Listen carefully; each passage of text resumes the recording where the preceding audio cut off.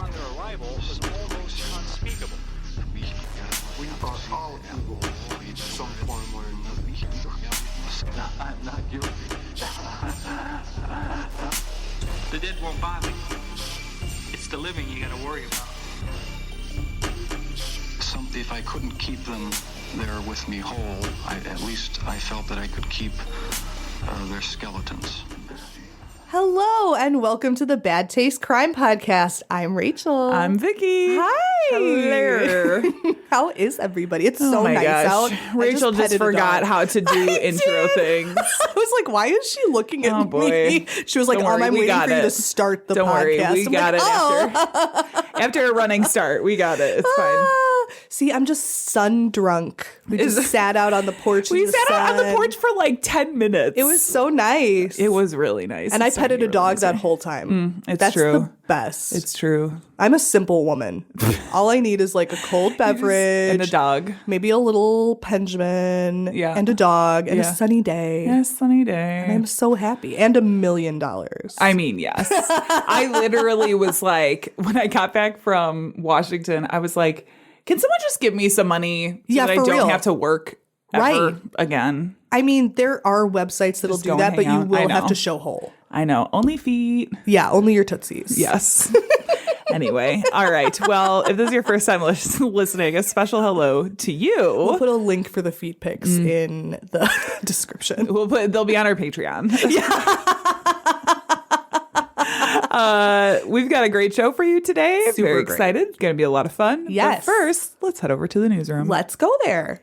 Unfit to breathe, our food is unfit to eat. We sit watching our TVs while some local newscaster tells us that today we had 15 homicides and 63 violent crimes, as if that's the way it's supposed to be. We know things are bad, worse than bad. Okay, so this week, our news comes from Georgia. A Georgia man. So this guy, Arthur Lee Cofield Jr., has had quite the criminal history. Oh, no. So here's the deal. He was first incarcerated in 2008 after he pled guilty to armed robbery. He was accused of using a handgun to steal $2,600 from a Douglasville bank as a 16-year-old. Oh, my God. He gets put into jail.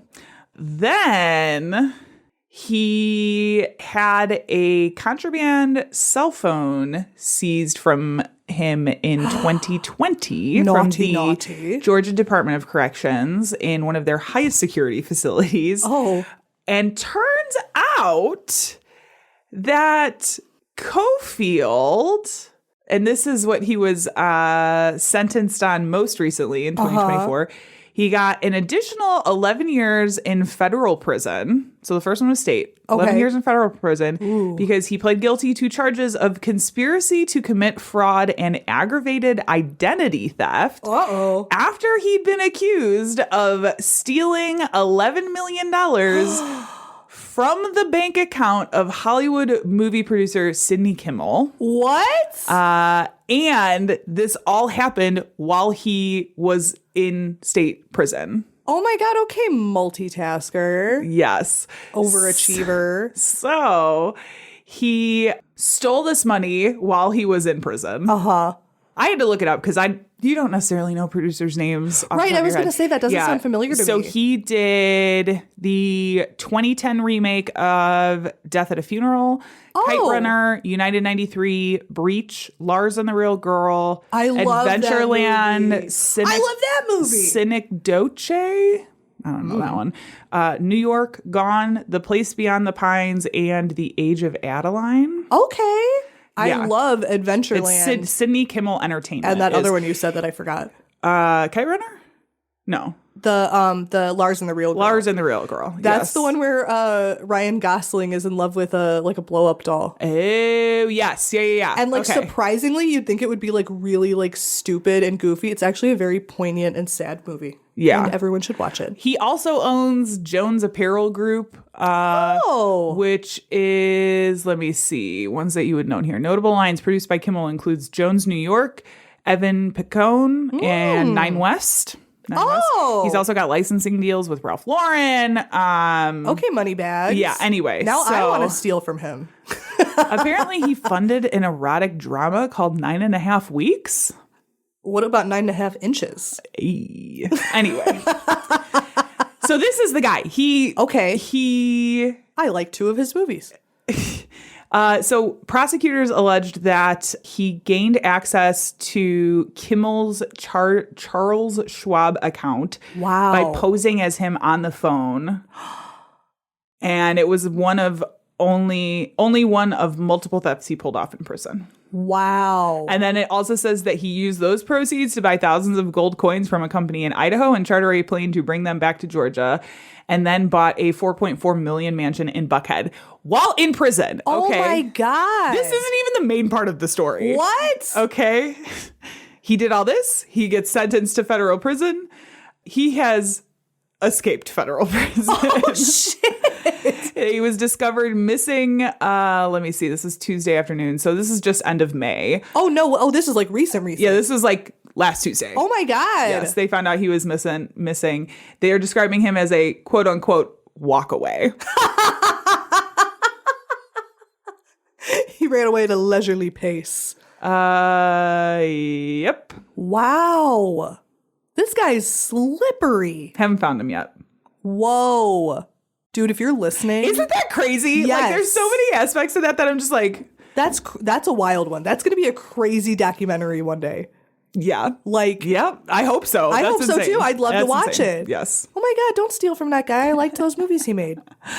Oh, man. Okay, so we're going to move on to Netflix and Kill, which this week we are back with the Untold series Oh, of things. yes. They just dropped another couple, like 3 or 4 maybe. Oh, okay. From the US. And then they have started releasing Untold UK, which is I saw also, that. I haven't started watching those yet, but I'm also very excited about it. Love the because it talks Brits. about things like their football teams and cricket. There's like cricket scandals. Oh, that's like right and up your alley. Yeah. I'm like, I love it. Because again, I love it. If you remember, Untold typically has to do with like some sort of sports scandal. Many times it is true crime or true crime adjacent. Like they're always something like that. Okay, so they released this one. I was so excited about this. It has everything. The Olympics. It has horse people.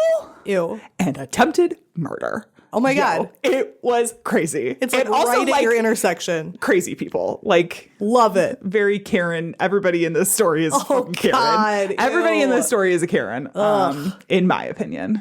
Yuck. Even Let the me close horses. this ad here. So this, the horses are the only innocents in this story, honestly. Horses are never innocent. Yeah, so this is Untold, the shooting at Hawthorne Hill. Ooh. It is about these 2 people, Lauren Canarak and Michael Barrisone. Okay. Michael Barrisone is an Olympic-winning equestrian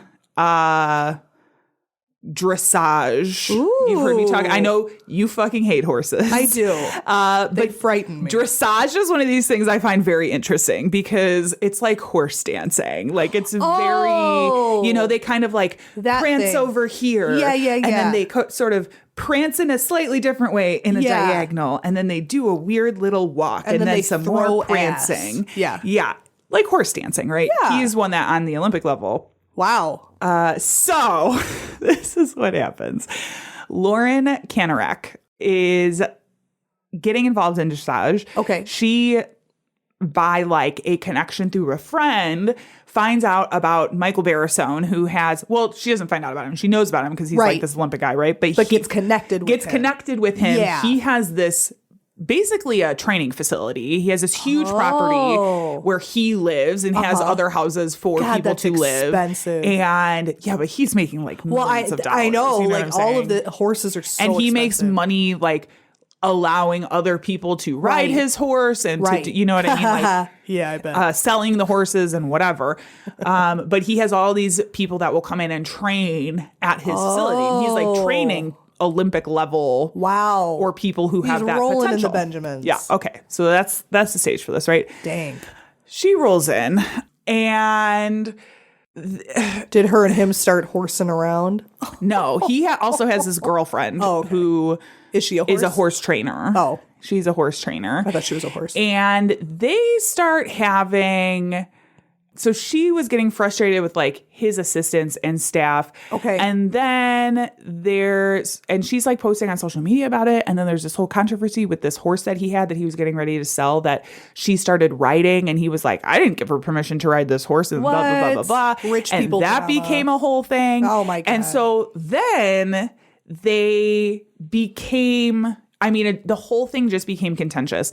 And people are like, why didn't you leave? Why didn't you just leave the property? And she's like, well, here's the thing is she was like trying to buy this horse from him. And she needed to find another stable where the horse could go. And that takes time. And it's like unstable. Yeah. And so basically this escalates. They're like calling 911 on each other. Oh God. Escalates. This does sound like Karen shit. Until there is so basically she is like, I'm going to report you to basically the disciplinary body. Okay. For horsey stuff.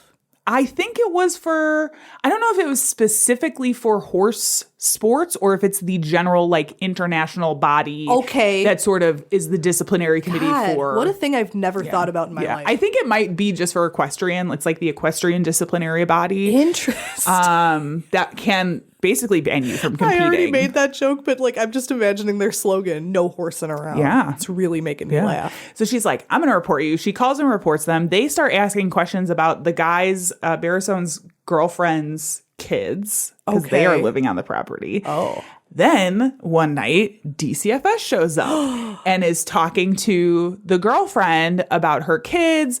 And this is what he alleges. Both of these people are in this documentary, by the way. They are both in it.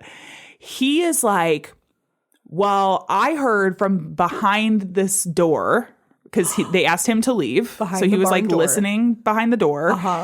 That they were asking about potential like sexual assault from him or something. Okay. And he freaks out.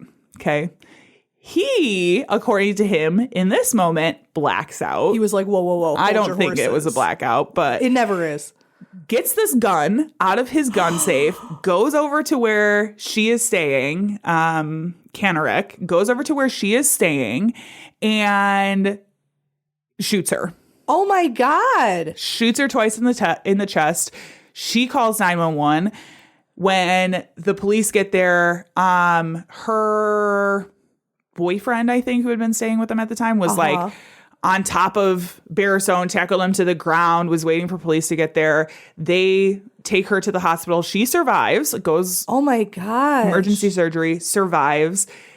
He's like on the ground, like, I just wanted a normal life, blah, blah, blah, blah, blah. Shut up. And you could have that. Sell this stuff. So he gets charged with attempted murder, basically.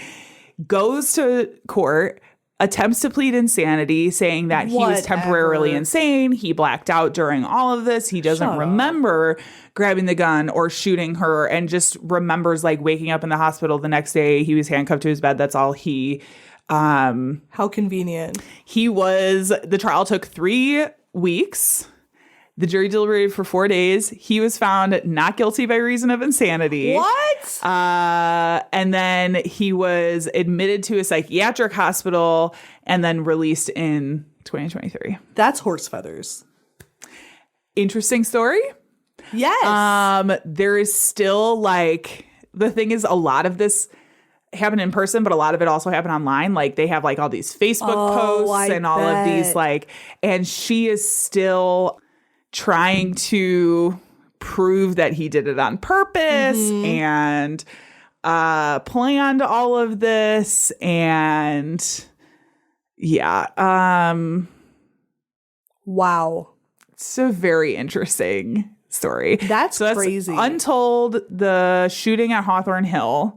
I would absolutely recommend it because, again, it's like Yeah, It's this much about, it's the teeny amount about horses. But the rest of it is just about rich white for people you, with I'll tell nothing you, else to do. there is horses in the documentary. Well, I'm sorry. yeah. You can't get away from it. I can see them on TV. Okay. You should watch it. I will watch it.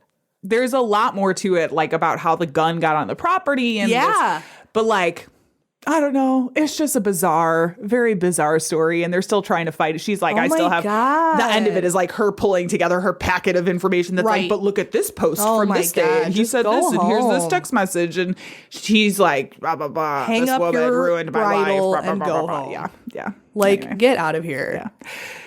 This is that part of the show where we say content may not be appropriate for all listeners. Yeah. We are talking about murder. It's a murder one. It's a murder one. It's a murder. So mine's like on the lighter side of murder, I guess. Yeah. Mine's really sad, but I mean, it's sad. It's all sad. It's always sad, but yes.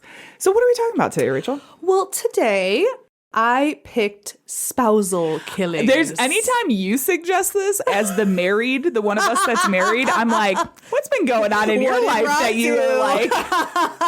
We need to talk about spousal murder. We actually just went on like this little weekend trip. He surprised me for my birthday. Oh, fun.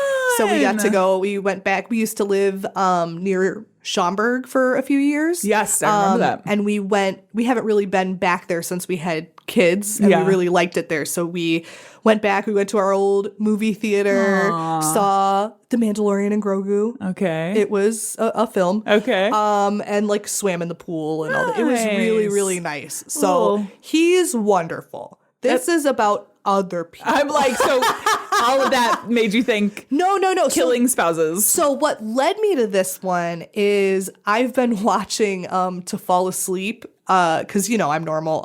Forensic Files. Oh, I do that too, though. Love Forensic Files. Yeah. That's one of my that actually was probably one of my like big intros to like watching true crime as opposed to like reading about it. Sure. As I don't know what like channel it was on, but I remember like coming home after school and I would watch it and I was like, oh my God, this is so interesting. I want to say it was on like Discovery. Yeah, because I it was, I'm one of those like creatures of habit who I'm like, well, how would I have gotten there? Like all I watched was like fucking Cartoon Network.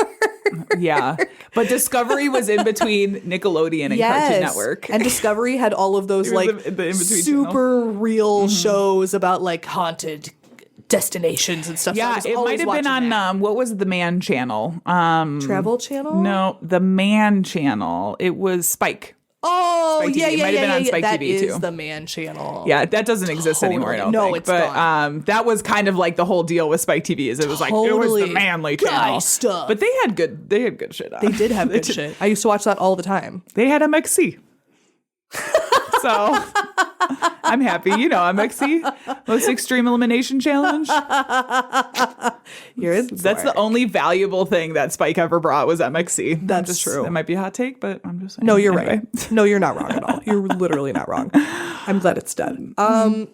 But like I've been watching a lot of that to go to sleep, and a lot of the cases on Forensic Files are like obviously like really, really centered on forensic evidence. So sometimes they tend to be like kind of weird cases. Sure. This one I think is a pretty typical one, and I'll get into like what.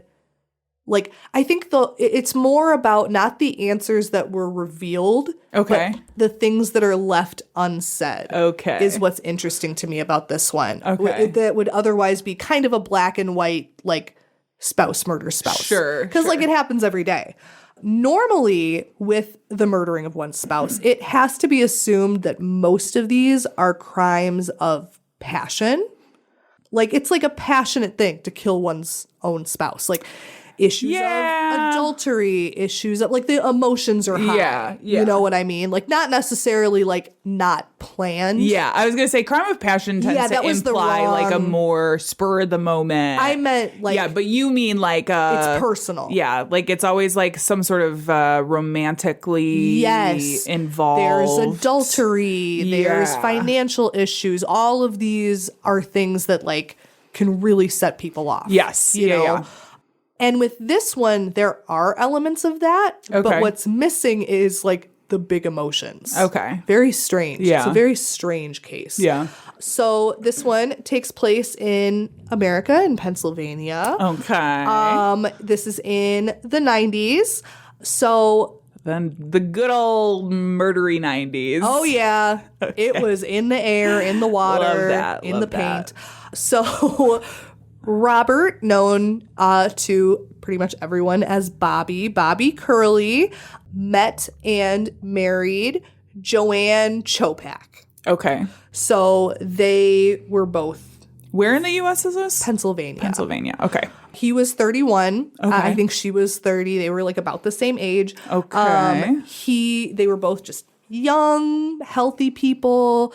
They kind of met and got married. He was very excited about this upcoming marriage. The cool thing about this case is that Bobby Curley was so well known and well liked in his community that there's a lot of testimony from people who knew him. Okay. So there's like a big like outside perspective. Like he was super excited, always talking about his like pretty new bride and how much he loved her and he really wanted to provide for her. Yeah. He was a union carpenter. So Okay. he was, which I think, great thing to have around the house. I think every man should be a union carpenter. Yeah. I mean, this is why I have a lot of friends who like know things, right? Yeah, you have to and collect I have people. like my friend Damien is that guy. Like he's like the handyman. Like he love it. did union work for a while and he Yes. does electrical stuff. Yeah, he's my Very like useful. handyman friend. Useful to have. I need a people car with friend. I need a skills. handyman friend. I You need know a like, guy. yeah.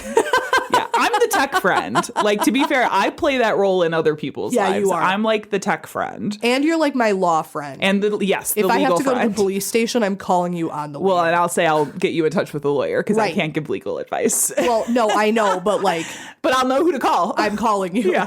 Be like, give me a lawyer. And I'll be like, done. Okay. Could do that. Yes.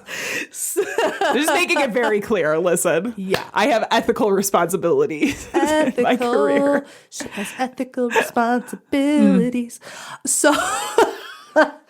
So Bobby Curley, Okay. union carpenter. Yes, Yeah. union carpenter. They're like maybe 6 months into their marriage. Okay. Things have been going fine according Okay. to everybody. They've been going. I forgot okay. for a second what this episode was, and I I just know, remembered. right? I was like, oh yeah, that's right. Okay, here we go. Sure. So just married, young couple. Yeah. Pretty normal. Everything's going great. You know, he has this good job. They're talking about like maybe starting a family. Okay. And all of a sudden he starts to have these mysterious symptoms. Now he's been healthy his whole life. Okay. Like I watched an interview with his mom where she was like, he wasn't even really sick as a kid. Like Okay. he was always very healthy. And he was like kind of like a stocky guy, like just seemed like a very like physically healthy dude. You know, he's a carpenter. He's scurrying up and down. Right, places and right. shit. But all of a sudden he started noticing that his vision was blurring. He was feeling numbness and pressure in his limbs. Ooh. When he would be at work, because obviously you're a carpenter, you got to look real hard to make sure the nail's going into the right place. Yeah. He's getting not only blurred vision but like disorientation Ooh. Yikes. Yeah. and severe pain in weird parts of his bodies yeah. and hair loss. Oh. He's like, I'm only 31. Like, why am I losing yeah. my hair? All of a sudden. all of a sudden, Yeah. all of a, and combined with all these other weird symptoms. Right. So That's weird. he goes to the doctor because all of this kind of happens at the same time and it starts small but is accelerating at a rapid Yeah. response. So like within a week Yeah. of the onset of these symptoms, he's like, I'm going to go to the doctor. Yeah. So he goes to the doctor, and initially the doctors were like, this kind of sounds like this rare neurological disorder called Guillain-Barré Oh syndrome. yeah. Guillain-Barré. So they're like, oh, it could be that. So we're going to have to like run some tests. But in the meantime, we'll give you some of the treatment specifically for that disorder. Okay. So they're like, take 2 of these calls in the morning. Yeah. He calls in the morning. He's like, I feel like shit. Ooh. I feel way worse than before. Like, Ooh. so all of this is accelerating. yeah. So obviously his symptoms are getting worse. Right. Eventually he would end up being hospitalized So this all started in the summer. By September of that same year, 1991, he had been hospitalized. Okay. He was unable to... I mean, at least he's going to the doctor. That's the thing. Like, I do feel like this is like such a stereotype, but I feel like a lot of these like blue collar guys are like, oh, you know, my hand's off, but like whatever. Well, there's just some people who are like that. And I get it. Like even then, like the cost of healthcare. Oh, completely. Unless this is why, again, we have friends for everything, right? I have doctor friends that I'll message him and be like, is this serious enough to go in? Totally. Should I worry about, you know what I mean? Because they're, obviously, if I'm bleeding from my head like I was that one time, I'm going to go to the fucking emergency room. Serious, Vicky? But like, there are some things I'm like, you know, I'm kind of blah, blah, blah. Is this serious enough? Because I don't want to waste the money or the time having to go if it's like... And he was a very like... I think that's very practical. Yeah. You know, there are some people who like, they have a cough, they go to the ER. And I'm always like, oh my God, how do you have the money? Like, for what? I hate the doctor. I don't want to go there. I know. No offense to doctors. Wait until the urgent care opens. It's at least a little cheaper. Exactly. And like a little chiller, I feel, than like the ER. Like, God. Yeah. But this is how serious it was. Because he was one of those guys, like, he was not the type of guy to like raise a fuss over nothing. Yeah. He did not want to make a big deal, and he did not want to lose work. Right. So, but he was like, I got to go to the fucking hospital. Yeah. So this was obviously very serious. Yeah. So something kind of interesting happened at the hospital where he started to get better. Okay. That's a weird, go to the hospital, get better. I know. That's almost like, that's what they're supposed to do. Strange. But if it was this neurological disorder, then like, why would he get better? Right. You know what I mean? Yeah. So he started to get better, and that he started to show a lot of signs of improvement. Okay. But on the 26th of September, his condition took a huge nosedive. Okay. And he was all of a sudden way worse than before. In the hospital In still? the hospital. Okay. The very next day, on September 27th, 1991, after having this like huge recovery, Bobby would succumb to his illness and pass away in the hospital. Oh. He had just turned 32. Oh, no. So sad. Yeah.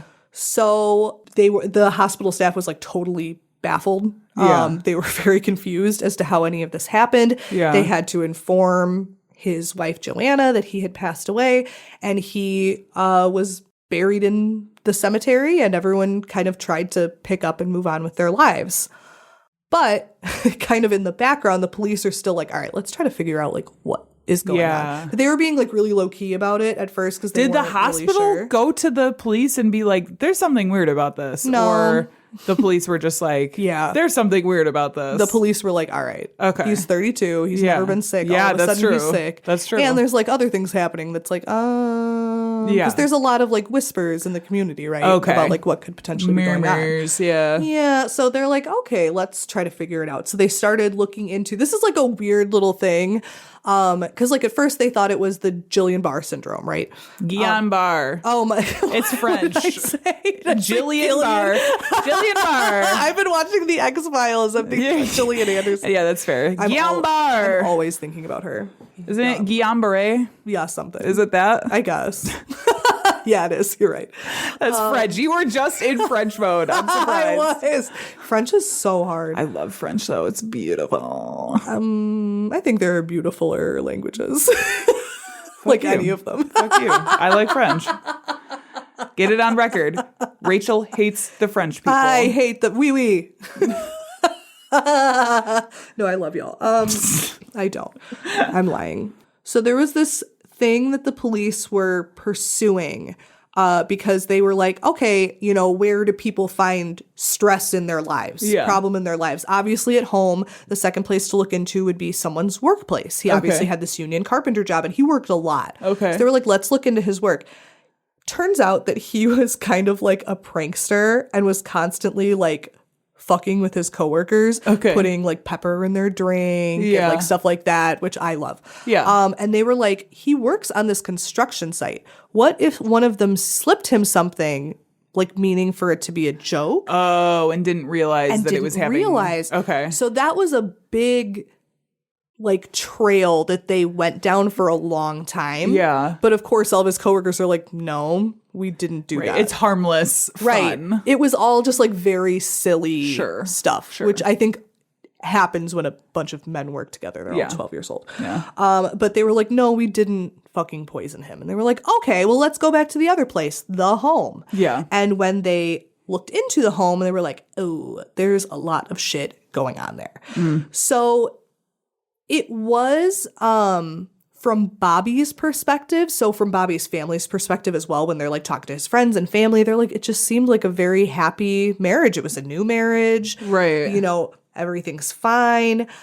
But when they started to look into her, they found that not only were there financial problems, but she was having an affair. Oh. Yeah. You sneaky bitch. Yeah. There was this other thing. So details on this were like kind of weird, but she had ended up being in like a lawsuit. Okay. And she was awarded $1.7 million. Oh, wow. While they were married. Okay. Now, because of marriage laws, he would be entitled to like so much of that money. Right. To half. Right. Yeah. So that was a big stressor. Okay. Where she was like, but I want that because she money. didn't. Yeah, she didn't. Yeah. Okay. Okay. Right. I'm like, these sound like the opposite of money problems. No. She was like, that's Gotcha, my money though. gotcha. I would like that. They were obviously like, okay, like there's financial issues in that she was spending a lot. Like he made good money, but she was spending a lot of that money. Okay. She had all this money she wanted to hang on to, and she was having an affair. Yeah. So they're like, okay, well, all of this is pointing to the wife. Let's go back to the hospital and look at the records. Yeah. Now Because they would have this- taken blood and Oh, done yeah. all of these samplings while he was there. And one of the samplings they did was something that, like, I think you'll be pretty familiar with, and any of my other weirdos who watch Forensic Files, they go big into this on the episode, where they were doing a relatively new at the time drug test, which is called sectioning. It's like the hair sections. Oh, yes. Yeah. So, like, your hair will be exposed to so much of whatever poison or chemical or drug or whatever. And so it's almost like tree root kind of thing. It stays anything that you take that like alters your body chemistry will stay in your hair for longer. Like you can go Yes. further back Yeah. than with a blood or urine Yeah. test. That's what they say. Yeah.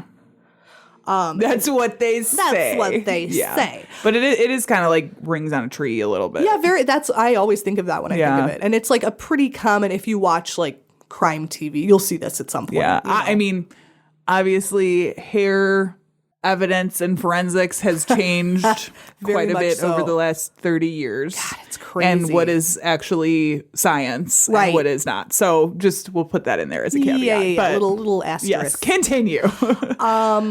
So they were like, okay, let's look at like all of these tests that they ran on him. And what they found was a large amount of thallium. Oh boy. Okay. Thallium is commonly found in rat poison. Yes. So that's Yeah. whenever you see someone with like a big thallium, it's rat poison. Yeah. And you have to ingest a lot. Yeah. Humans actually have trouble. Like, I feel like every like kid who's writing like a murder mystery is like, she poisoned him by putting rat poison in his coffee. But Yeah. it's rat poison, or a rat's physiological system is a lot different than a human's, in that they're unable to vomit. Rats can't barf. So it just stays in their system. Humans are able to vomit. So we barf it up a lot of times before it can enter our system. Our body's like, no, I actually don't want that. I think there's a lot of, there are obviously a handful of, we'll say, common yes. poisons that are fast acting, right? That Yeah. are like arsenic or like, yeah. what's the one that tastes like almonds? That's not arsenic. cyanide. But cyanide is like, Yes. that's all like fast acting. Yeah. Will kill you within like 5 to 10 minutes. Right. But most of the time, that things that people can realistically get their hands on, things like rat poison, are Yes. not. It's like you have to cumulative. Yeah. Or like whatever is in eye drops, like that. Yeah. You know what I mean? Like these are things that you have to take for a while in large doses Yes. before a human body is gonna like. Right. And especially this, because like what happens is it gets into your system and you throw up. So then it actually doesn't affect you at all. Your body will get rid of it. Right. So he had to have this for like a long time. Yeah.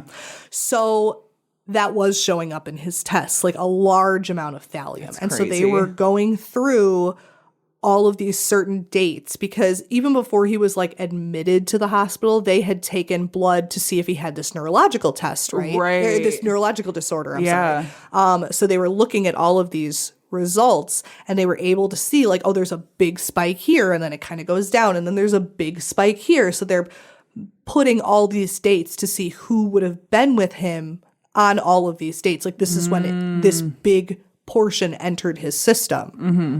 And who do you think that would be? The wife. His wife. My wife. My wife. So remember how he was in the hospital and he was like getting better and they were like kind of even being like, hey, you might be able to like leave soon. Yeah. Dude. You're like improving. This is why I'm like, well, at least he was going to the hospital because Right. you would think like, Well, at this point, they didn't let him leave. Yeah. He was admitted to the hospital. They were Right. like, you're going to fucking die. Right. And then they were like, actually, you're getting much better. better. He's like, I do feel better. And he's like, even better enough to have a visit from my wife. My and she's wife. like, hey, you must be so tired of hospital food. So I brought you a pizza and an iced tea. oh my gosh. Drink and eat all of it. And let me guess, he got really sick afterwards? Yeah. And then died the next day. Okay. Yes. Wow. So she had Okay. put so much in it that he Yeah. would and his system was already so weak at this point. Right. Even though he was getting better, I think it was just like too much. Yeah. However, by this point, it turned out that Bobby had actually like when his wife was like out of the room, he was like, dude, I've been putting it together. I think she's trying to kill me. Did he tell somebody that? He told the nurse. Oh. He was like, I have a bad feeling. I really like I need help. Like I don't know what to do. Like, do we kick her out of here? And it's kind of unknown what actions were taken at that time. Okay. Because like pretty much right after that he coded. Yeah. Because he had just eaten it. Yeah. Okay. So during this whole investigation after Bobby's death and internment in the cemetery, Joanne, his wife, the widow, was able to avoid suspicion. This investigation took like 5 years. He probably had life insurance too, I bet. Oh, absolutely. Yeah. So not only was she enjoying her lawsuit money that she had won, her settlement 1.7 payout. settlement Yeah. payout, thank you, her $1.7 million, she was also able to enjoy his sweet, sweet union packaging. Oh, yes. The union got good shit. Yeah. Good shit. They were able, after the 5-year investigation, which included getting exhuming Bobby's body, and they did what I was talking about, the hair sectioning test to see like the specific dates that the thallium entered his body. Right. They were able to have enough evidence to arrest her and charge her with first-degree murder. This was on Man. December 12th, 1996. Good thing he wasn't cremated. Exactly. Cause But the thallium was so high, they honestly probably still would have found it. yeah. Oh Like, yeah. but they true. wouldn't have been able to do the sectioning. But like, Right. I think they would have been able to find it. Like, Right. but like, lucky for them. Yeah. So something interesting that was taking place like in the court. So obviously, like she goes to jail. They take her to court. Yeah. Something that her defense was kind of hinging on was the fact that this hair sectioning testing was so new. Yeah. That they were like, that's baloney. That's Oh, pure yeah. grass-fed baloney. You know, what is this weird test? And there was this weird thing where like his coffin was not sealed properly, and they were Okay. saying like heavy metals from the ground Like, could have leached seeped in. Yeah, which like ew. Yeah, But like also there's no evidence of that. I also don't think they would have been absorbed into No. the hair that is no longer living. That's what they were saying. Like there Yeah. are certain forensic things like you were talking about that have now been exposed as like more of like Right. pseudoscience. Right. But like I looked at like the I mean, on Forensic Files in particular, they show like the court footage and Yes. stuff. And so they're Yeah. showing like the picture of like, this is the hair root. Look at the thallium here. And it goes like way up. And then it's like, and then it Yeah. goes down for a while. And it goes Yeah. way up. I'm like, how would that be from the ground? It would Yeah. all be like the same. Right, especially if you're getting it from the root, which is what we Right. have now found out the most reliable. Yes, of right at the root. hair testing has to come from at the actual root of the Yes. hair. But yeah, that's Right. Well, so Okay. they were like trying to hold on to whatever listen, they you could. hate what you don't know.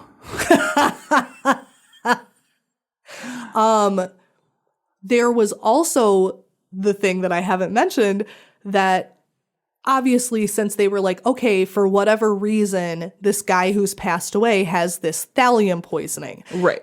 We should get everyone else who like is living in his house to make sure that it's not something that like they've been ingesting accidentally. Oh, yeah. So they did test Joanna, and Joanna had a daughter from a previous marriage who was like really little. Yeah. They did test them. They both also had small amounts of thallium poison in their body. Okay. This has never been confirmed because she, to this day, is like, no. Well, she did eventually confess, but she's very waffly about it. Yeah. What's suspected, because they did the root testing on them too, so they were able to see like, oh, it's just at this one time, is that she poisoned herself and her daughter to avoid suspicion.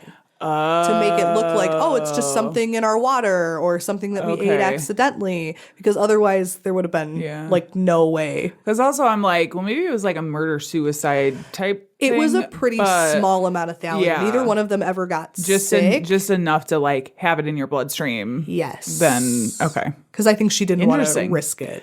She was like, she's going to spend this money if I'm dead. I mean, But like to poison the little not baby. a terrible approach. Well, yes. Yeah. She's an asshole. Yeah. Oh my God. Especially baby, because Right. I feel like adults, people just like always underestimate or overestimate how much to dose a baby Yes. with something, whatever it happens to be. Like it's always, wow. Yeah, That's crazy. Fuck this lady. That's crazy. So originally they were like, we're going to give you the death penalty. But Bobby's family, they obviously didn't forgive her, but they were like, we just want closure. We don't really believe in the death penalty. So they were able to kind of go down, which is something I think, unfortunately, they would kind of learn to regret. Yeah. Because somehow Joanne was able to plead guilty to third-degree murder, which what the fuck is that? Like, I've always thought that was so stupid. I'm like, murder is murder. You know what I mean? I understand there's like certain things that play into it. I understand, but I'm like, you poisoned him. How is that third-degree murder? Yeah. You did that on purpose. You bought the rat poison. You had it in your house. You put it in his food, and you gave it to him. That's premeditated. I have no idea how she was able to get away with third. Yeah. And she like had a full confession. She confessed to it. She said that it was all for the insurance money, is what she said. Okay. She ended up being sentenced to 20 years in prison. Okay. In 1997. Okay. And pretty much as soon as she got into prison, she was like, parole, parole, parole. I want every parole. And they were like, no. Yeah. She was never granted parole. I mean, good. And 20 years was the maximum that they could do for third-degree murder. Yeah. That was, the judge gave her the maximum sentence. Sure. This was in 1997. On December 12th, 2016, she was released. Okay. And is now out in society. Okay. The end. The end. Isn't that crazy? Yeah. So the whole thing was, I haven't been able to find like the full tapes of her confession. There's part of it in Forensic Files, and I saw like little clippies of it. But she is one of the coldest people that I've ever seen. Like, there's no tears. She has never, ever, even after confessing, shared any remorse. She has never apologized. She's never said she was sorry or that she was sad about it. Nope. Just, they were like, the detectives were like, we have all of this evidence. This is all this thallium poisoning. This is all this stuff. Yeah. Look at this hair chart. You did this. And she was like, yeah, I did. I wanted the insurance. Yeah, I did. I did. So that's what I mean by like, usually like a spousal murder is like the emotions are very high. Yeah. You know, the hatred, the betrayal, the stress of like maybe financial issues, which they did have financial issues, but not that bad. No, those are not financial issues. No. She had a spending problem. Right. I think that is had better. greed. She had a spending problem. Totally. And those are not financial problems. She No. had so much money. Right. Especially as a She had a problem with carpenter. hoarding money. Yeah. I bet she did. Yeah. But That's crazy. all of that was sort of, and like she was having an affair, but there wasn't any of that like back and forth, like betrayal, big fights. I don't even know if he was aware that she like had any concrete evidence that the police discovered that she was having an affair, not him. Right. So like whether he knew or not, who's to say? But there wasn't any of that like big fighting. His friends and family and everything were like, they never fought. Like they were super chill. Everything was fine. Yeah. So she's this cold, calculating, like under the surface. Turns out when they did the thallium testing on the hair root, they were able to discover like the first time she gave it to him was 6 weeks after their marriage. That's it. So it almost seems like maybe it was a marriage of That's what his family thinks. convenience. Or a That his marriage of- family is like, she never even liked him. She tricked him because he had a good job and all of these like insurance benefits so that she could have this money. Yeah. Yeah. His family continues to be very vocal about like she needs to go back in prison. They feel, and I agree, that 20 years is not fair for murder. Yeah. And the fact that she's just like out there in society is like very alarming to me. I think that's pretty crazy. I mean, don't think about it too hard because there's a lot of that. Well, I If don't you think know. about it I'm too not. hard. There's a lot of people out there. There sure is. Yeah. But like I'm just like, Yeah. what? How Yeah. on earth did she get talked down to third degree? I have no idea. Super stupid. Probably with a guilty plea. Well, yeah, I'm guessing so. I'm sure the confession like worked in her favor. Yeah. But Wow, that's crazy. isn't that crazy? Crazy.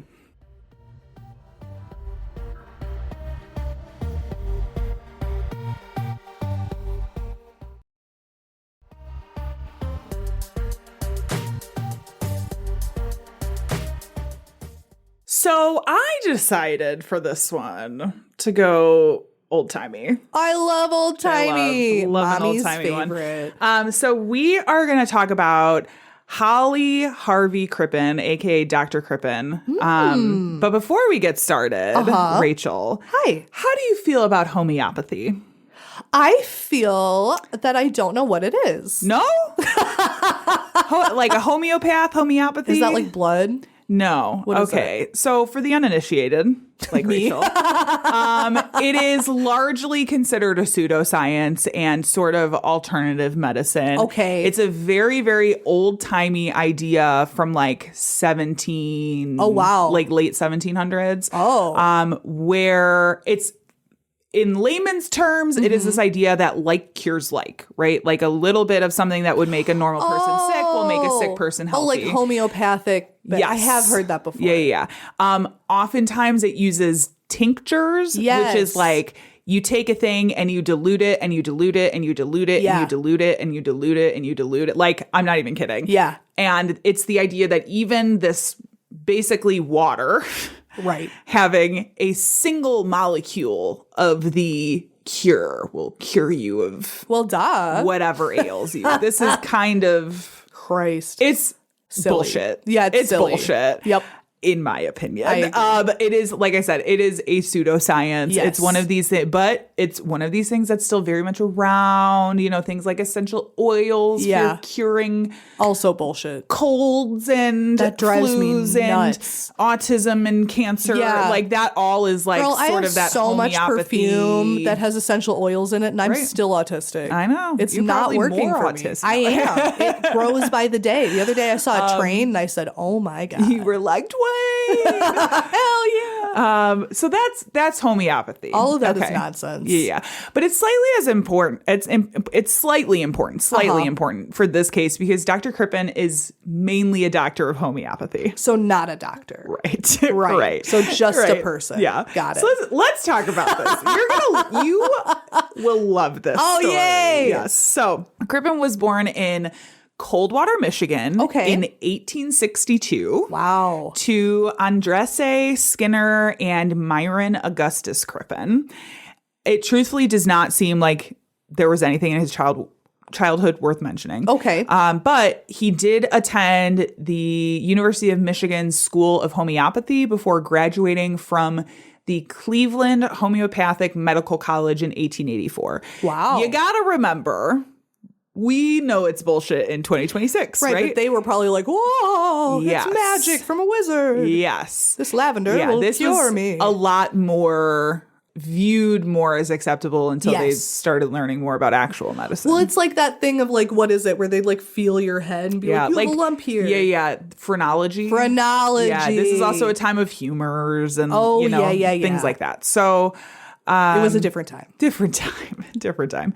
So following his schooling, Crippen got married to Charlotte Jane, and the two had a son named Holly Otto. Aw. Unfortunately, Charlotte Jane died from a stroke in 1892, and Crippen was like, I have my career going for me. I get the impression that he was not, I don't want to say that he didn't want kids. He probably wanted a son. As Of was course. socially acceptable. But I don't know that he had a Heir. fathering bone in his body, to be honest with you. So he talked his parents into basically taking over guardianship Wow. of his son. This is also a time where it's like, well, I don't have a wife at home to Right. I don't know how handle to change the- a diaper. Yeah. That's women's wear. Yeah. So he sends Holly Otto to go live with his parents in San Jose, California. 2 years after Charlotte's death, Crippen moves to New York City, where he wants to practice homeopathy. He's got the schooling. He wants to do it. Nice. It was there that he would meet his second wife, Corinne Turner, who also went by Cora. Now, Cora was a music hall singer who performed under the stage name Belle Elmore. Oh, very fancy. And so she's in New York trying to get this music hall Yeah. career going. I did read that she was not very good, but she was determined. The reviews are in. She was determined. So Yikes. Crippen meets Cora. They get married. This same year, Crippen starts working for James M. Munyon, who is a super interesting guy in his own right. Like Really? that is honestly, if you have time, just Rabbit hole. But he is like a very prominent figure in the patent medicine Oh. era. Oh, interesting. Which, if patent medicine is very I bet like that's snake oil fascinating. type stuff. Yes. So he's kind of this, I love that kind of stuff. He became, the reason he's so big is because he sort of took patent medicine and made it into this very, he was like the first one to do these huge advertising campaigns and like really sort of corporatize it almost. He was I don't want to say like corporate. the It wasn't corporate, grandfather but of like Big Pharma. Yeah. I mean, kind of in a way. Fuck that kind guy. of in a way. Yeah. I wish he hadn't done that. So Crippen goes off to work for this guy, Munyon. He has actually a branch office that's in London. And so Crippen and Cora relocate to London in 1897 to manage the office that he has there. Cool. Cora is kind of excited about this because she's Yeah. like, London would have a pretty big scene She's like, I can stage sing career there. wise. They Yeah. like the theater in London. She decided to continue pursuing a stage career in London. She managed to get into this sort of variety show scene and start hanging out with these kind of that people and sounds making so friends. fun. Now, London seemed to be treating her a lot better than it did Crippen. Turns out being a doctor of homeopathy in the United States doesn't qualify you to practice medicine in the UK. They're like, that's dumb American That's stuff. not medicine. That's not for Yeah. us. Crippen was forced to, I know, he's like, what do you mean I can't practice medicine? I have a doctor of homeopathy. They're like, oh, you have a piece of paper? That's so cool. Yeah. I have lots of those. Yeah. Mine says I'm a frog. We invented paper now. So he can't practice medicine how he wants in the UK. So instead, he sort of is forced to like focus his efforts on the distribution of patent medicines. Okay. So he's just out here shilling snake oil. Love it. In 1899, Munyon fires Crippen. Understandable. And so he goes off and he's sort of like, for a little while, working for these other patent medicine companies. Yeah. Doing distribution Trying things to for a while. find his place. Yeah. And then he gets hired as the Drouet Institute for the Deaf as a manager. Okay. Now, when he Strange. started there, he needed to hire a new typist. Oh, no. And he chooses this young woman named Ethel Leneve for the job in 1900. He says, can you type? She's like, I don't know, but I'm really cute. What's typing? I've never heard of that. Pushes her chest. What's typing? Yeah, no. Is it cold in here? Yeah. she's this young woman, hires her as a typist. 5 years later, she and Crippen are having an affair. Of course. As you would guess. Uh-huh. Yeah. She's typing like, I love you. Yeah. Slipping it under his door. So Crippen and his actual wife, Cora, they sort of move around London to a couple of places before they settle into this place in Holloway where they start housing lodgers as a way to supplement Crippen's income. Housing lodgers is not a good sign on a true crime podcast. I know. It always ends up being bad. So this is from the History Press, quote, "Part of the thinking behind this move was that the pair could now have separate bedrooms. Oh. Belle had never really been a sexual person, and according to what Crippen would later say, all physical relations between them ceased by 1907. Oh. Unquote. So they were in a sexless marriage. Oh. Crippen had already at this point started Moved an on. affair. Right.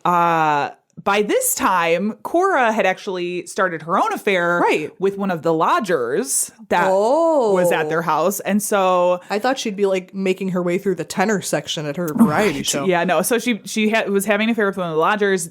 They talk about this being perfect because they had separate bedrooms, like, whatever. So just kind of a marriage of convenience at this point. I mean, I don't even know. I'm sure in the beginning it was because she's like this flashy singer. Right. And he's, Weird. Yeah, I don't know. It was kind of a weird arrangement. Like, why bother at that point? It's not like he's making a ton of money. Right. Yeah, I don't know why. Yeah, I don't get it either. I don't know. But once Cora took her, she sort of has this affair on the side. Crippen officially takes Leneve as his mistress. Okay. Which to me seems more of I don't know. To me, having an affair, having a mistress, kind of the same thing. But I think back then, it was like an affair was in secret and a mistress was a little public. bit more, Yes. like I have this wife, but I always have this young lady on my arm. On the side. And it's not a secret. Ugh. I know. I think that's the vibe that I get. Yeah, absolutely. A licensed side chick. Yeah. Yeah. Which is kind of depressing because that means either your wife is just like resigned to I don't know. But Which, also like, divorce most of the time, was like what are they going to do about it? Yeah. Yeah. You can't divorce was not really And there's also no like equivalent of that for women.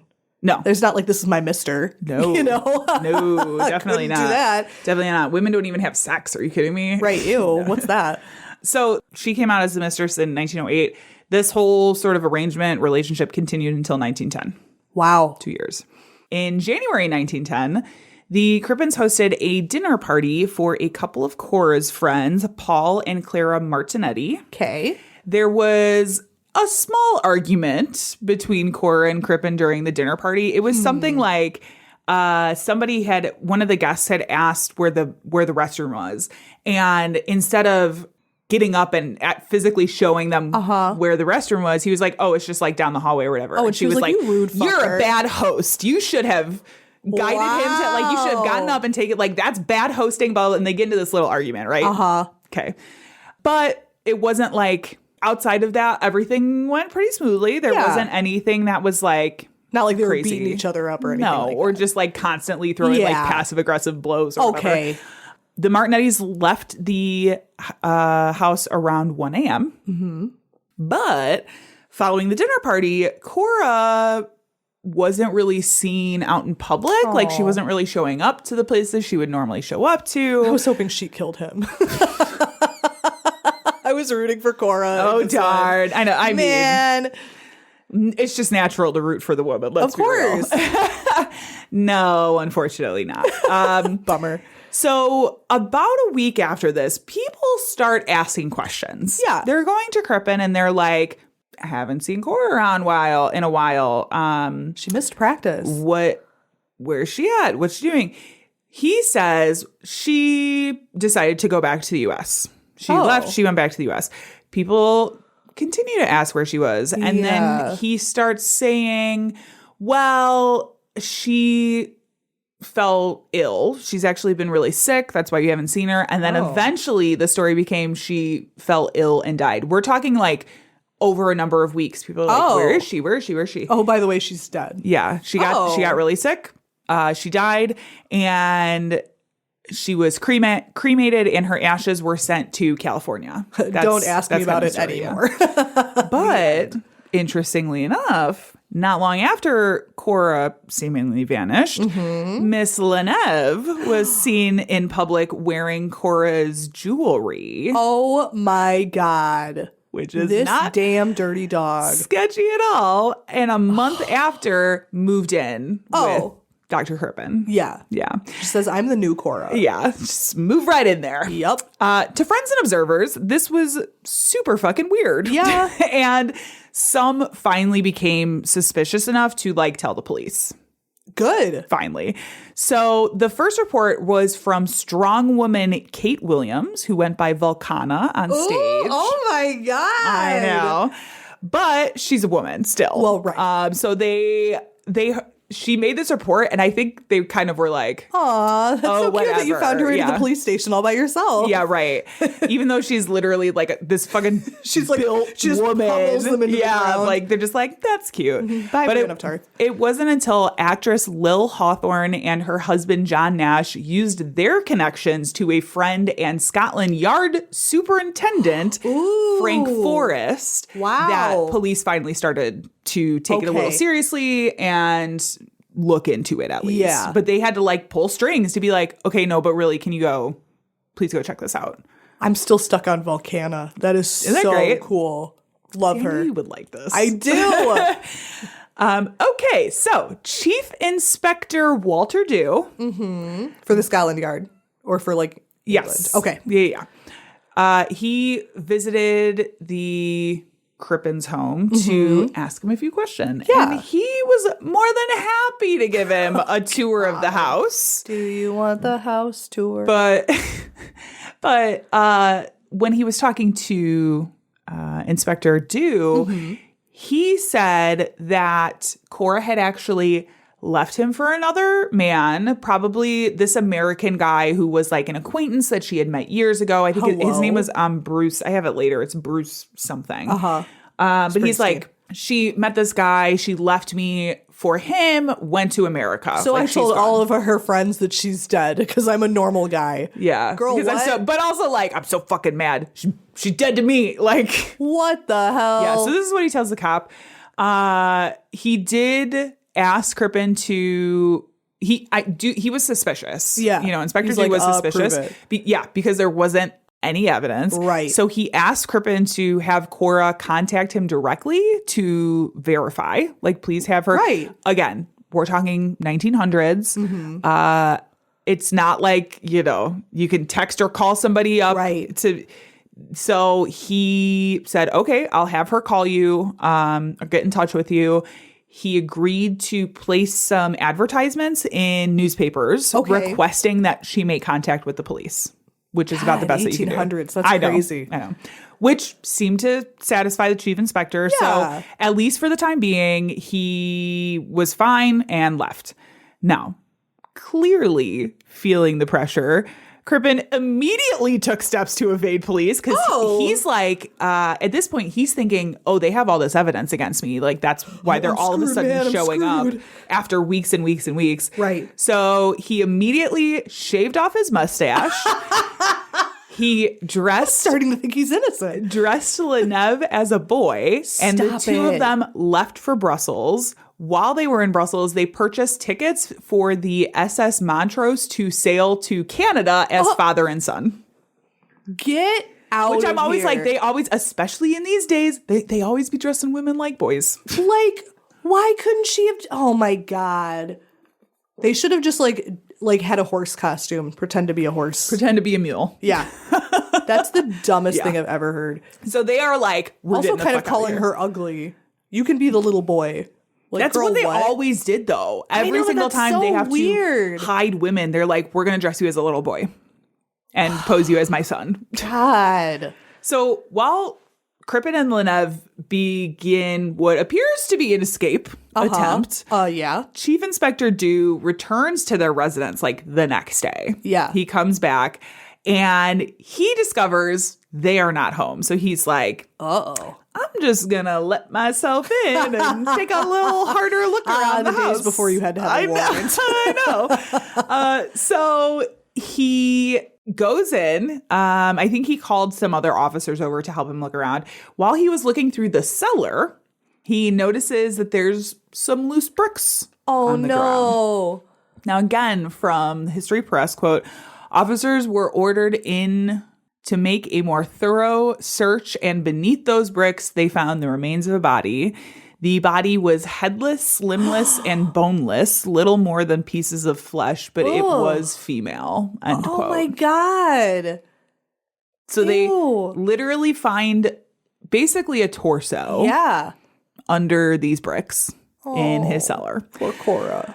Examination of the torso by a senior scientific analyst found traces of hyoscine hydrobromide, also known as scopolamine or devil's breath. It's typically used for the treatment of like motion sickness. They use it for post-op nausea and vomiting, and sometimes they use it prior to surgery to decrease saliva. It also happens to be the main active component produced by certain plants of the nightshade family. Womp womp. And large doses of it can cause fatality. Nightshade will get you. Yeah, dude. Did you know that's in tomatoes? Yep. Tomatoes are part of the nightshade family. Yep. I mean, there's arsenic in apples. Some people can't like tolerate them. Tomatoes? Yeah. Because they have like, they're more sensitive to like nightshade. Oh. Isn't that interesting? I mean, it's fine. You're like, no, it's actually not. I'm just like, we eat poisonous shit all day, every day, all the That's time. true. So I'm like less That's fair. impressed when it's like, oh, guess what else you're eating that has poison in it? I'm like, cool. Whatever. Why hasn't it killed me yet? I'm going to eat it anyway. Yeah, same. Seriously. Yeah. So they find this compound in this torso. Surprise, surprise. Oh my gosh. Okay. Meanwhile, the ship to Canada. Okay. There's a ship to Canada that's moving along. Some of the passengers are kind of getting sketched out by this weirdly affectionate relationship between a father and his son. Oh my God. Because they were like constantly holding hands and like kind of being outwardly like, affectionate. This guy's a freak. Yeah, they're kind of being outwardly affectionate in a way that's like a father and son should not be like kissing each other on the cheek so much. You know, so like in weird, why are they holding hands? Ew. Like, kind of weird. So Did you just grab your son's ass? Yeah. It's so awkward. And people were noticing that the son, they were like, his clothes don't fit quite right. Yeah. Like there's something not right about this fit. Right. Even the captain, Captain Kendall, he became suspicious and he decides to send a telegraph message to Scotland Yard. Wow. That said, quote, have strong suspicions that Crippen London cellar murderer and accomplice are among saloon passengers. Mustache taken off, growing beard, accomplice dressed as boy, manner and build, undoubtedly a girl, end quote. They didn't even bind her titties or nothing. No. And it was interesting because they're talking about, because now you're talking about ships and boats and things, right? And he was about to get into an area where the telegraph signal would not work for a little while. So it was like right before he got to that, he's like, I'm going to send this telegraph. Oh, thank goodness he did. To Scotland Yard. Quick thinking. Yeah. So Chief Inspector Dew gets this. He has a hunch on what's going on. And he is like, I need to intercept this father-son, quote unquote, father-son duo before they disappear into Canada. So he and some other officers boarded a faster ship called the SS Laurentic and race to like intercept. Oh, this would be such a good movie. The Montrose, yeah. Which I just love. It's like, how am I going to get there faster? Well, faster ship. Faster ship. Yeah. And I'm wondering if it was like a passenger ship versus like a cargo ship or like a, you know, whatever it was. On July 31st, 1910, Dew catches up, boards the Montrose, posing as a pilot. Okay. And he joins, he and another Canadian officer join Captain Kendall on the bridge. They then invite Crippen to meet the pilots. They're like, come on. Oh you my want to meet God. the pilots on the bridge? And he's such like a dickhead. He's like, well, of course they want to meet me. Would you like to sample some of my tinctures? I have to tell you, when I imagine this as one of the most dramatic scene in the movie. Love it. Right? Like I hope it played out like this because Oh my God. it is incredible. But this is what I imagine, right? They call him up, okay? This actually happened. Again, I imagine dramatically, takes his pilot's cap. He had like this pilot cap on, takes his pilot cap off and says, quote, "Good morning, Dr. Crippen. Do you know me? I'm Chief Inspector Dew from Scotland Yard." Unquote. To which Crippen replied, quote, "Thank God it's over. The suspense has been too great. I couldn't stand it any longer." End quote. Whoa. And he basically like holds out his wrists. Yeah. To You have got them me. slap cuffs. Yeah. Wow. So doesn't that sound like it'd be like this very dramatic, like, oh my God. He's like, hello, pilot man. He's like, actually, it's I'm me. a cop. He's Holmes. like, oh shit. It's me, Dr. Holmes. He's like, thank God. So they arrest Crippen and Lenev, both of them. They were pretty much arrested without incident. I mean, Right. It wasn't like anything crazy. Okay. Because Crippen, so this I thought was kind of interesting. So because Crippen was technically a U.S. citizen, and at the time, they were on a Canadian ship heading to Canada. Oh. Canada was still under the British Empire at that point in time. So authorities did not have to go through an extradition process because it's all part of the British Empire. It like kind of all worked out. Had they traveled to the U.S. instead of to Canada, they would have had a big problem because they would have had to gone through the extradition process to bring him back. Thank God they had that quick boat. I know, the super fast boat. And I think, honestly, like the story would have been much, much different. So Way different. 3 weeks later, the pair were taken back to England to face trial for Cora's murder. Now, it was decided that Crippen and Lenev would be tried separately. Okay. So Crippen was going to go first. It started in October 1910, lasted 4 days. Now, despite having a torso, witnesses called said they were not necessarily able to identify whether the torso was male or female. Okay. They did point out that there was a piece of skin that they had that had an abdominal scar consistent with Cora's medical records. Oh, wow. Now, let me show you. I'm going to show you because I'm curious to get your thoughts on it. This is the piece of skin that they have that they said is a scar. Oh, you don't have your glasses on. Can you see it? Yeah. Oh. Because this is currently in a museum. There's like a museum in England Ew. that has this in. It looks gross. Yeah, but I don't know. That's so interesting. yeah. What do you think? I don't know. I don't know either. I don't know. It's hard to tell, and it's very red, and I don't know if that is drawn on to show where the scar tissue is at or what the deal is with that. Because that looks more like a recent injury than like a healed injury. Yeah, I'm not sure what's up with that. But they Weird. said, we have this abdominal scar consistent with Cora's medical records. Prosecutors also presented curlers and bleached hair consistent with Cora's found amongst the remains. Okay. Now, defense attorneys opted to stick with the claim that Cora had fled to the U.S. with American Bruce Miller, was his name. Such an American name. Bruce Miller. Yeah. Going to Texas. Yeah. So they suggested that the torso had been placed in the basement by the previous owner. Oh, yeah.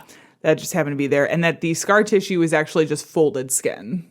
Okay. Which I'm kind of like, I don't know. I don't know where I land on that one. There's like so little to go off of because they couldn't do This DNA is or anything. definitely more circumstantial, I would Definitely. say. Like, there is a thing to be said where it's like, your wife is missing. No one's seen her. She hasn't then we contacted find a police. damn And we found a torso. torso in your basement. So, Right. like, you tell me what you think fucking happened, you Right. know?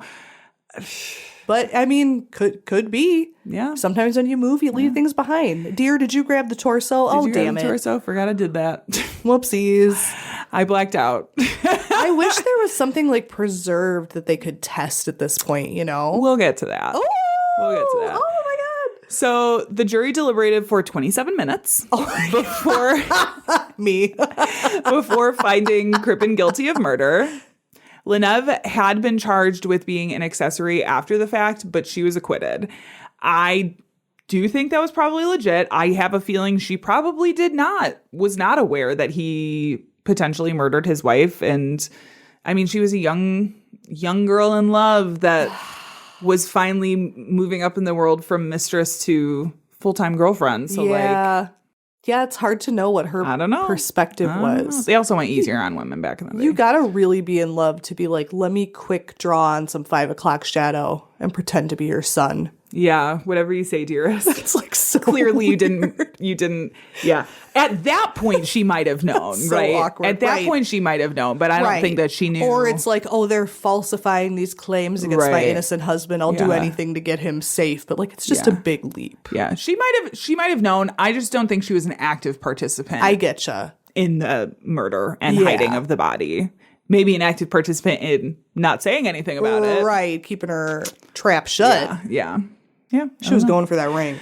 So it's reported that Crippen did not show any remorse at all for killing his wife and was actually only really concerned with what was happening to Leneve. Like, oh my God, please make sure you're treating her right, et cetera, et cetera. Oh my God. He never gave a specific reason for killing his wife, although you can only assume that it was like to be with his mistress. Well, right. I'll also say what he says to Chief Inspector Dew on the boat. Right. Where he's like, I'm so glad it's over.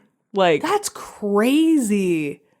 Like, dude, you did that. Also, why would you run? Why would you run? I know, for real. Whatever.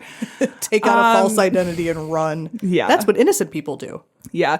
So he didn't give a specific reason to kill his wife, but there were people who posed theories that he had been using scopolamine on Cora as a depressant or an anaphrodisiac, which is the opposite of an aphrodisiac. So it's like to lower your sex drive, to make you less excitable, so he's doping her up. You think maybe he was doping her up so he didn't have to have sex with her or didn't, so he could have this mistress, whatever.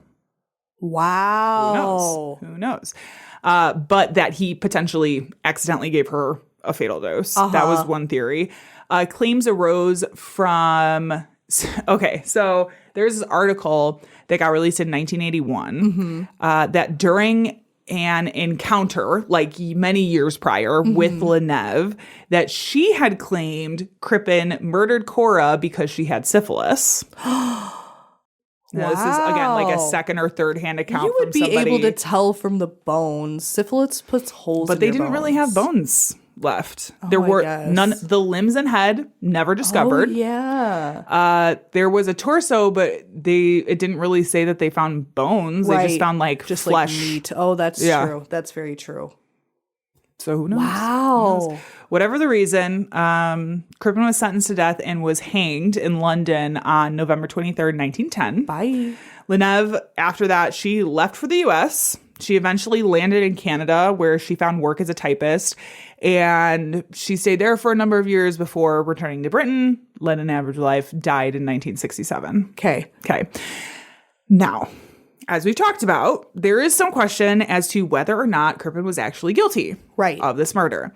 Some did not think that he would be dumb enough to keep the buried torso in the basement, but like successfully hide the head and the limbs. Like, why would you go to that length to have them hidden and never be discovered, but keep the torso?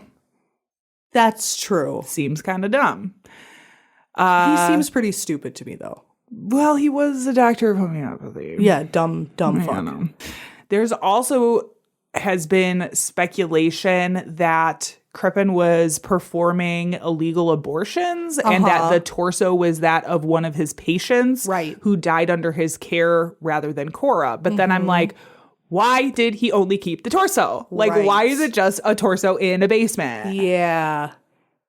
Even, especially if it was a patient, that seems weird. That seems more normal if it was somebody you know personally, like your wife, because that is more of a, like the dismemberment, I feel like is more of a personal attack. Yeah. A lot of times it's utility, but like, yeah, you know. I almost wonder if if he had, like, assuming he killed her, which I lean that way for sure. I do too. It seems I the most absolutely think so. likely. But I'm wondering if maybe he, like, kept her body and was, like, getting rid of it. Like, speaking as a British crime enthusiast, I would bet that her hands and feet and legs are at the bottom of the Thames. Right. Everything got dumped in the river. Yes. So I wonder if it was one of those things where it's like he would go like under cover of night and like dump a leg. Yeah. And then all of a Right. sudden they found it. Right. That almost seems like it was like, okay, we just have these last pieces to do. Oh, now the police are here. Yeah. You know? Because Yeah. otherwise, why would you keep it? I totally agree with you. Yeah. That's weird. It's weird. That's weird. It's weird. In 2007, a forensic scientist with Michigan State University claimed that the mitochondrial DNA from the remains didn't belong to Cora, but were What? actually that of a man. What? Using genealogy, researchers found 3 of Cora's great nieces who provided mitochondrial DNA to compare, and they claim, these researchers at Michigan State claim that it does not match. They also examined the scar tissue and discovered hair follicles, which should not be present in scar tissue. Oh, Okay. so then that would point to it be that like folded skin, like you said earlier. Right. All of this put together prompted Crippen's closest relative to request the British government pardon Crippen and send his remains back to the United States. But these claims have been disputed with journalist David Aronovich saying, quote, as to the body being male, well, the American team was using a special technique that is very new and done only by this team. Okay. And working on a single century-old slide described by the team leader as a less than optimal sample. I was end going to quote. say, like, that's so long ago. Yeah, it's an old sample. It's not saying that it's not legitimate, right? Like DNA evidence and testing was new at one point I just too, don't know right? if they But like knew how to store it at well, that point. You know what I'm I mean? not even talking about the sample. I'm talking about the actual testing, right? Right. DNA evidence was new at one point in time. Absolutely. And had to be tested and retested and proven to be accurate and to be repeatable. Right. And by having a specialized team in a specialized location doing a test that literally only this team does seems fishy. Yeah. And I mean, I'm sure it's done in good faith. Like, I don't think Right. they were doing it in bad faith, but like, without, I need like- more than that. Yeah, I absolutely. need more than One that. study is not enough like for anything. Right. On one sample. Right. With what comparison? Why don't they take that thing out of the museum that they have and test that? Girl, it is a whole thing. It is a Really? whole, it is a whole thing. Wait, yeah. no way. Yeah. So there have been requests to test the hair found. Yeah. Because they also still have like the hair found. Yeah. For DNA samples. It's been denied and stalled out a number of times. So there's this whole back and forth, Oh right? my With God. the people who have the evidence, like the Museum and stuff. I don't think, and see, that one I think is still being housed by a branch of Scotland Yard, I'm pretty sure. Okay. That's like the national But like branch. other people have like other things that could lead. They have this DNA, right? And people are like, test this, please test this, please Yeah. retest this, please retest this. And they have basically said, we'll retest it, but you have to pay for it. To which the requesting body has been like, well, we're not going to fucking pay for it. Like, it's way too hundreds much. of years old. So it got denied for a while. And then there was this whole back and forth. I was like, well, we're not going to pay for it. Well, we're not going to. And it just has sat Wow, untested. what a shame. This is what I mean. It's like kind of a whole thing because there's like, you have it there. Why don't you test it? But these tests are expensive. Right. And for a decades old case, it's like, There's not a lot of drive. why would we? And now I Yeah. get it from Crippen's how descendant's lame. perspective, where he's like, you know, if my great great great grandfather or great great great great Yeah. uncle or whatever is innocent, like I would like to prove that. Yeah. But I don't know. Like it's Weird. yeah. Some have suggested that the police at the time, under immense pressure to bring someone to trial for the murder, planted the hair and some of the other evidence, like planted the scar tissue, planted like some of this other evidence, just like planted it. You know, they do that sometimes. Sometimes they be doing that. I guess. But the case didn't become public until after they found the torso. In this case, I don't think so. Yeah. In 2009, the UK's Criminal Cases Review Commission denied hearing the case to pardon Crippen posthumously, and he still remains a convicted murderer. And a dead guy. And I mean, they are all fully dead. But yes. That is crazy. Oh, the red tape pisses me off. Isn't that crazy? But yeah, that's the story of the doctor of homeopathy, Dr. Crippen. That's a good one. The murder of his wife and running away with his mistress. R.I.P. Cora. She sounded like a cool fucking girl. Yeah, I mean, it's hard to say. I don't know. She sounds like, kind of funny to me. She sounds kind of funny because she was, like I said, described as this sort of like really wanted to be famous. Yeah. And this she sounds actor, like an OG singer, influencer. Whatever, and was just not very good at it. She's like a Kardashian. No talent, but wanted to be famous. Yeah. And when let me show you a picture of her. This is Oh my God. Is she hot? Here's... Dude, you tell. Okay, yeah, you tell me. You come over here. Let's see. Oh my God, she's so fancy. She's got a big hat with big feathers. Oh my God, she would definitely be like an OG influencer. Yeah, she would have loved Instagram. So that's the story of Dr. Crippen. Oh my God. I don't have to tell you things are bad. Everybody knows things are bad. It's a depression. Everybody's out of work or scared of losing their job. The dollar buys a nickel's worth. Bang. Well, Rachel, that has been our show. It sure has. It sure has. Any final thoughts before we... Divorce is like objectively way easier than like now fucking killing your spouse. Now. You're right. In the 1800s, honestly, it was easier to kill your spouse. Well, I know, but like I wish he hadn't done that. Yeah. He did that, by the way. Yes, he did do that. He did that. I don't care what anybody anybody says. Yeah. Even if he did have a man's body in his basement, he also killed his wife. He did also kill because his wife. nobody ever heard from her again. No, and why would you And run? there's no Bruce Miller. Like, get out of here. Anyway. Okay, well, on that note, our sound and editing is by Tiff Fullman. Our music is by Jason Zakrzewski, the Enigma. This has been the Bad Taste Crime Podcast. We will see you in 2 weeks. Goodbye. Bye. Bodies on the hillsides along the highway.